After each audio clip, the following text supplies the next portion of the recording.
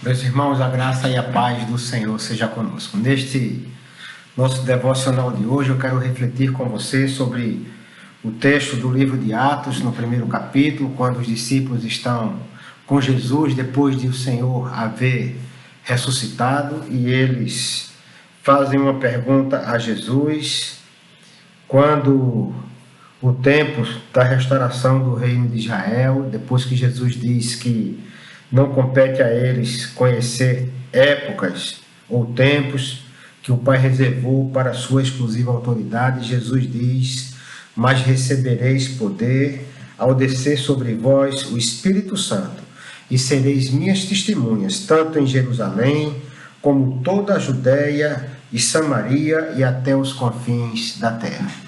Nós encontramos já no começo deste primeiro capítulo de Atos uma rota ou um programa de evangelismo muito bem traçado por Jesus para os seus discípulos.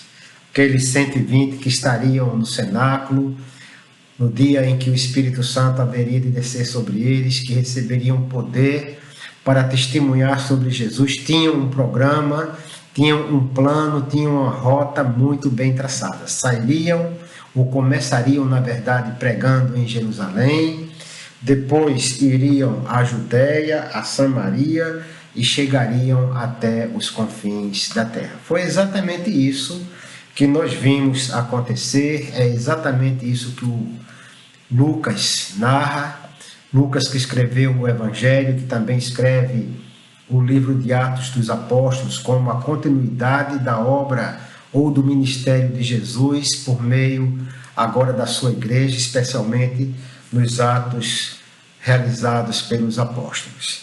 E nós olhamos para este livro, vendo esse programa se cumprindo, quando o Espírito Santo desce lá, narrado no livro de Atos, ainda no capítulo 2, nós vamos encontrar Pedro no seu primeiro sermão, já pregando uma mensagem do Evangelho, e nessa pregação de Pedro, diz o texto sagrado que quase 3.000 são convertidos. Eu fico imaginando muita gente hoje fazendo 3.000 sermões para, quem sabe, encontrar um convertido. Mas o texto diz que 3.000 são convertidos, ou aproximadamente 3.000, naquela mensagem pregada por Pedro. Depois nós vamos ver o Evangelho sendo pregado, nós vamos encontrar mais adiante o texto sendo levado a Samaria, depois de ser levado à Judéia, vamos encontrar Pedro na casa de Cornélio, vamos encontrar o Evangelho sendo pregado, vamos ver Paulo sendo convertido lá em Damasco, na Síria, o Evangelho se expandindo, chegando a Antioquia, e o próprio Paulo pregando aos gentios vai chegar até Roma, levando a mensagem do Evangelho da Graça. Essa mensagem que chega em Roma é a mensagem também que se espalhou pela Europa, é a mensagem que alcança as Américas, que chega até nós no Brasil, e hoje nós somos alcançados por Jesus dentro do seu programa desde o princípio, antes mesmo de os discípulos receberem o Espírito Santo, quando já haviam recebido o plano de Jesus para a evangelização de todas as nações. E nós vamos encontrar, queridos, aqui uma igreja de uma doutrina muito consistente.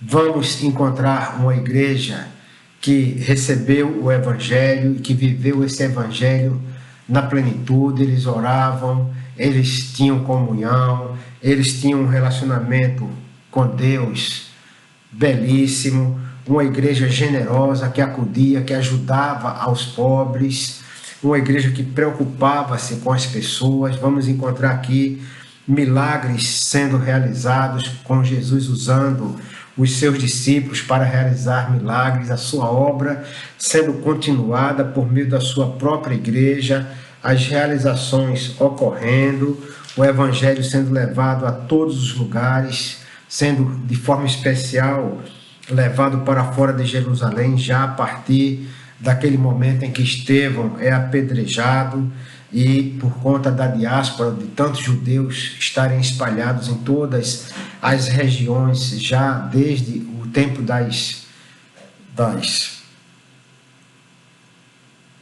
dos recolhimentos, na verdade, para a escravidão em Babilônia, eles se espalharam nas regiões e com a diáspora, os que estavam em Jerusalém vão, encontram essas pessoas e o Evangelho de Jesus é pregado. Isso me anima a dizer para você, meu irmão e minha irmã, que nós, como Igreja de Cristo, devemos olhar para esse livro com muita atenção.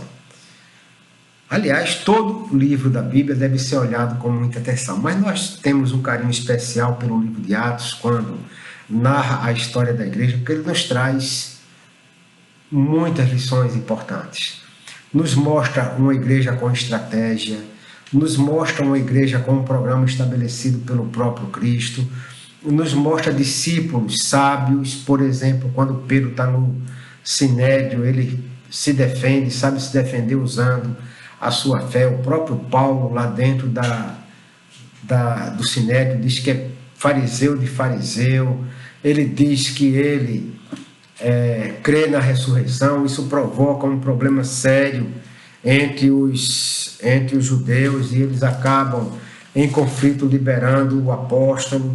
E assim nós vamos encontrar uma igreja amorosa, uma igreja bondosa, uma igreja generosa, uma igreja que ora pelos enfermos, que eles são curados, uma igreja que prega com ousadia, com intrepidez, apesar das perseguições, apesar das aflições, apesar de todas as oposições encontradas, mas uma igreja que vive e que prega o verdadeiro evangelho. Que nós possamos olhar para Atos, desejando voltar à origem, vivendo este evangelho com equilíbrio, como foi também equilibrado nessa igreja. Era uma igreja que ela orava, mas também agia.